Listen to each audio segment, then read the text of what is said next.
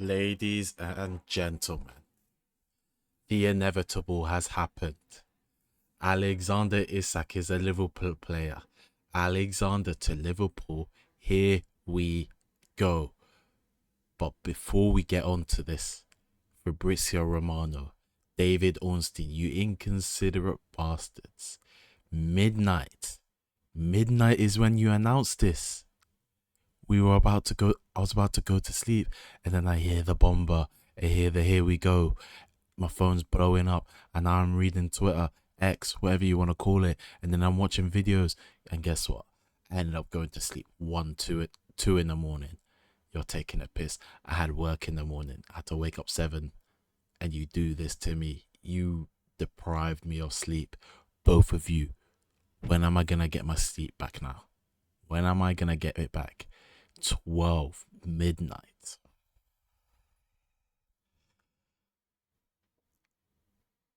You couldn't wait till the morning? Couldn't wait till the morning to announce this deal. Everyone knows this deal was gonna happen. You couldn't have just kept your mouth shut. You couldn't have kept it a secret. Even announced it at 6 in the morning. Because people wake up at 6 in the morning for work. People do. You could have waited. It wasn't that deep. You were still gonna get the same amount of views on Twitter. You were still gonna get them out, same amount of engagement. But anyways, enough complaining. Isak to Liverpool, it has happened. The saga is finished, and they Liverpool have broken another record, another British record deals in the same window. First, it was Florian Wirtz.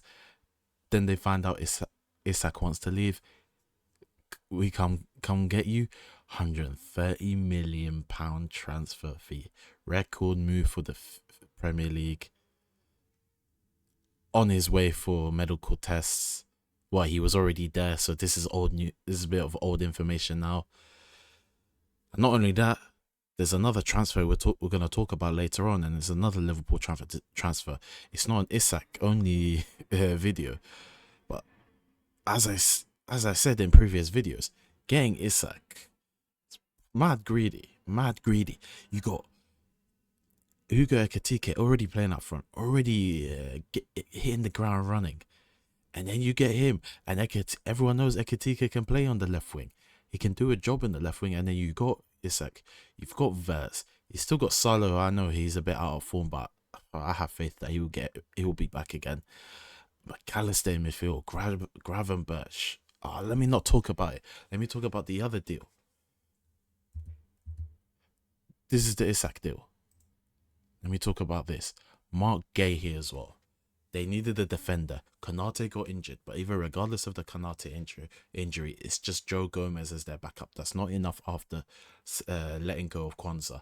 Liverpool agreed deal to sign Mark Guehi from Crystal Palace. Here we go. Deal in place, 4 fee over £35 million plus 10% sell-on clause.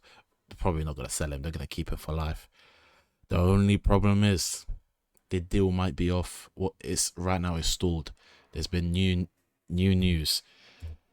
Oliver Glasner's putting his foot down. They can't find a new defender, a new replacement. I didn't read too much into it, but the one that they had I've forgotten the guy's name, but the one that they had targeted that they were about to get, he's effed off to West Ham. Stupid decision, in my opinion. West Ham are cooked. That club is cooked. It's so dysfunctional there. You got a good You got a good thing going on in Crystal Palace. Good system. Club ran good.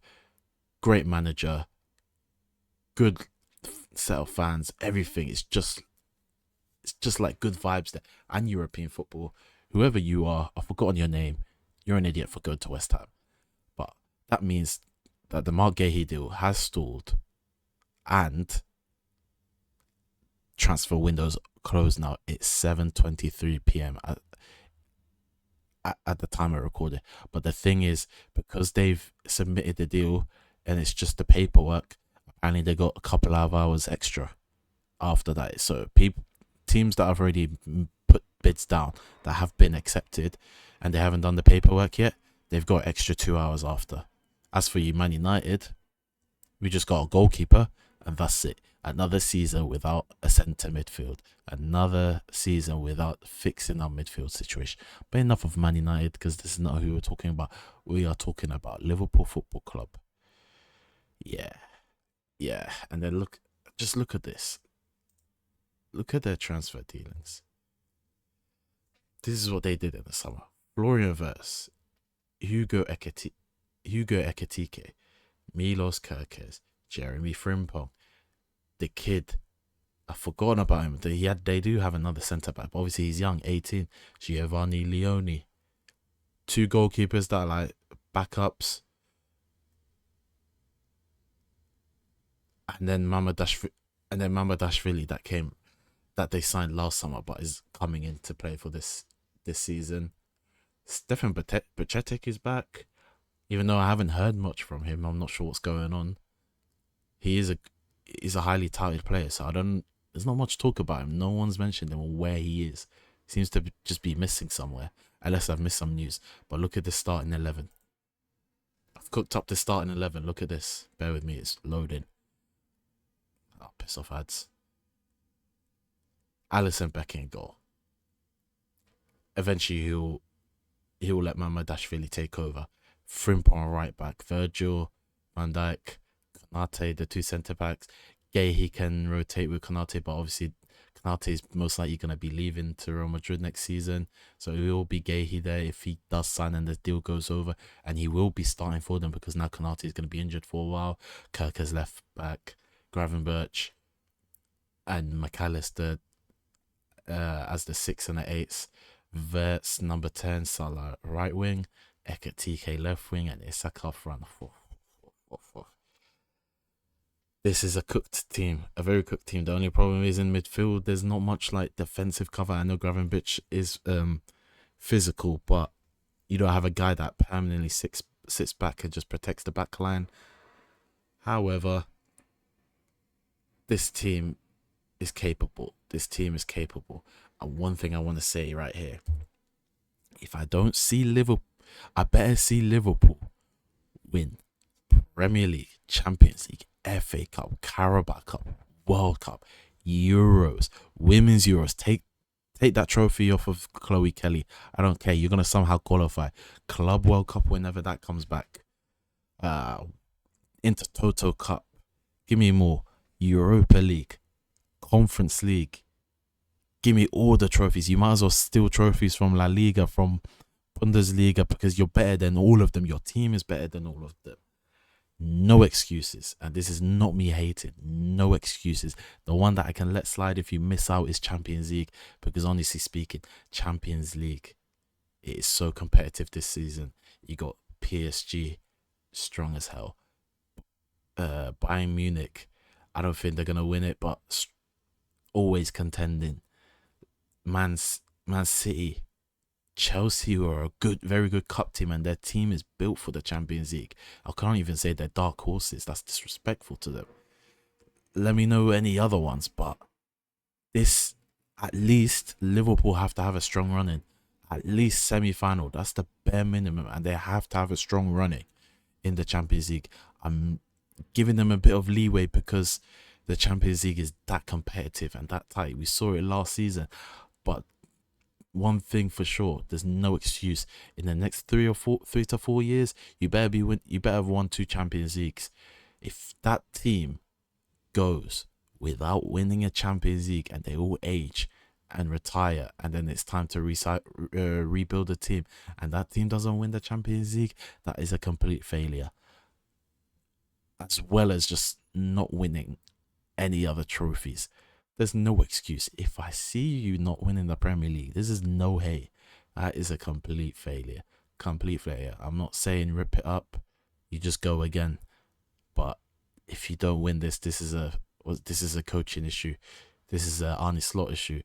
Even though he did win the Premier League with a much weaker team, with hardly a transfer window, you still got even guys on the bench. Chiesa. Harvey Elliott's gone now. Actually, I can't remember who their backups are, but their bench is solid as well. This team is world class.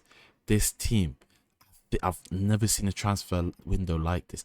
This team has had the world's best transfer window of all time. Of all time, no one can beat this transfer window. No one can beat this. And now they don't have to go that crazy every summer window. They can just add little increments, and they don't have to panic. Add this little young player for the future. Oh wait, they've got a young guy on the from the academy, Rio and Gamoa. Mad. What else? Mo Salah's gonna age soon. Now they can focus next summer. Get a replacement for him. They got Chiesa for now, who's a good backup, but they need one that's long term. Get one next season. No pressure now because they don't have to rebuild a whole team. Get another replacement maybe for Virgil. Get another midfielder. They just need to do little increments now. They don't need to go crazy, and mainly they can just sign players that can be on the bench and come off the bench. It is They've done it. They've done it. It's so perfect for them. Don't get me started on their youth team, on their youth players. That Rio and Gamoa kid, something else. There's Ziraya Due, Lamine Yamal, and now Rio and Gamoa. They're all on the same level. Estevao as well. Scary times. Scary, scary times. I don't know what to tell you, but guys, Liverpool fans in the comments, let me know what you think of this window. Never seen it like this, you man. What the owners, FSG, greedy as hell, stingy as hell, almost to the level of Daniel Levy from Tottenham. If I'm Jurgen Klopp, I am pissed. I am crashing out. Where was this energy for me? Why didn't you get players for me? I've been on my knees begging, and you didn't do any of this for me. I'll be pissed if I'm Jurgen Klopp, because if Jurgen Klopp got this level of attention to transfers, another Champions League, another Premier League, he'd be competing. But this Liverpool team, man, I'm annoyed as a Man United fan. We already had the Man City dominance. We got a break off that 1 season break. Now Liverpool wants to have a domination. Don't piss me off, man. I hope to God after that domination, I hope that to God that domination doesn't last long, and maybe Man United can catch up. I don't know. I have no faith. Seeing is believing. But anyways, that's enough of that. Let me know what you think. Like, subscribe, and peace.